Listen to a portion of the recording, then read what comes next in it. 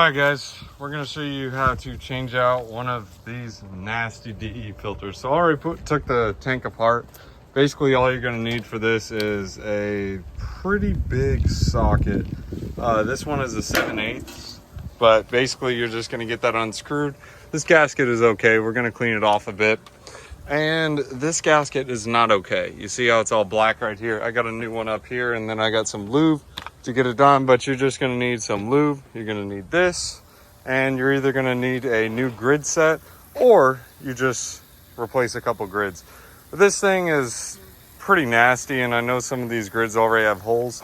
They had one of these on sale on Amazon, obviously because of this. So what I'm gonna do is I'm gonna get rid of this, use the old manifold, put it back on, put it back together, and put it in there.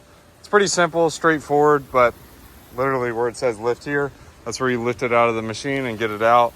Right now I'm going to clean the top of this off, put this together, and we'll put it back in, and I'll show you what it looks like. So I got this unscrewed. Normally this is how you're supposed to clean it. You take these two butterfly nuts off and slowly pull it off. Try to keep it all in pieces, but you also have that little piece to help keep everything together. But we got that removed. We got this one removed. We're going to go ahead and just take this part and then pop it on this one. Pretty simple and straightforward. And then I'm going to pop it in the machine. I need to clean this one out a bit, but I'll show you in a second. Okay, so sometimes these things are annoying. Just make sure they're fully flushed down. You just have to shimmy each one in at each time. But sometimes they just get propped up and aren't fully in. Just make sure it's fully in, and then once you have it fully in, you put the butterfly nuts on and slap it in there. Before you slap it on, this ring, I'm going to replace it with a new one because this one's bad. You can see all the black on there. But basically this helps really to use one of these gloves, just a rubber glove, and lube up the ring. You're also going to need to lube this ring. So lube this ring down here. Oh, sorry. This ring here, and you're going to lube around there, and then you're going to put the filter on, put the lid on, and then tighten her up. Make sure not to over tighten, but use this to, it's a drill with the socket on there. You can tighten it up just enough to where the spring closes, and then you probably want to hand tighten the rest of it just to make sure you're not over tightening. There's no reason to over tighten it because you will crack the tank, so be careful with that. But another tall tale is you just turn it on after you've cranked it enough. If it's not leaking, leave it alone. If it leaks a little bit, try a tad bit more, and just kind of, you'll know. Like if this gasket is just starting to show black like this, you'll need to replace the gasket. If not, then you just tighten it a little more and it should work. All right, we're lubed up and ready to go. Be pretty generous with the lube. You don't have to be conservative with this. Just lop it on there. You'd rather have too much lube than too little. And guys, don't use Vaseline. Use Magic Lube or lube tube. Use actual pool lube. The reason you don't want to use a petroleum base is it breaks down that the rubber gasket. That's why the black is showing up.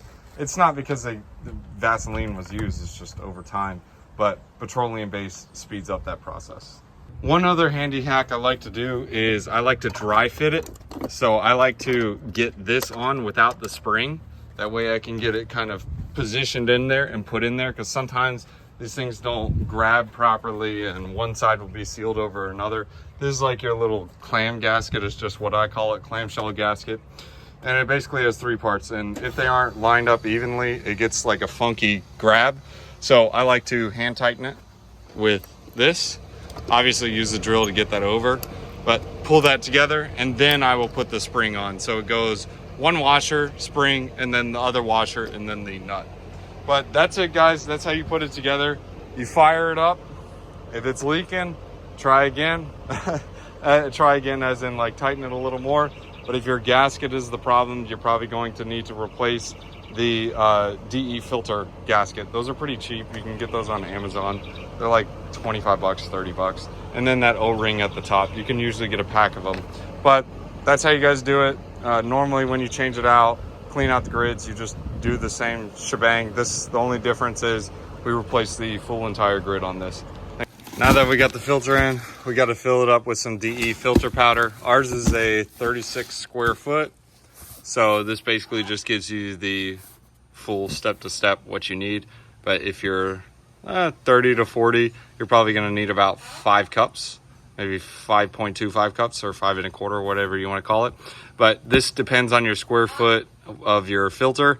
The tag will show you, it'll literally have a punch out on it. It'll be like 25, or I think it's 24, 36, 48, and then it'll just have like a whole punch out for it. Mine's punch out for 36, so yeah. You'll know too, because you got to order the grids, and it'll tell you, ask for the square footage. Thanks for watching, guys. It will look exactly like this. I took mine off because the sun was rotting it, but you see mine has the punch under 36.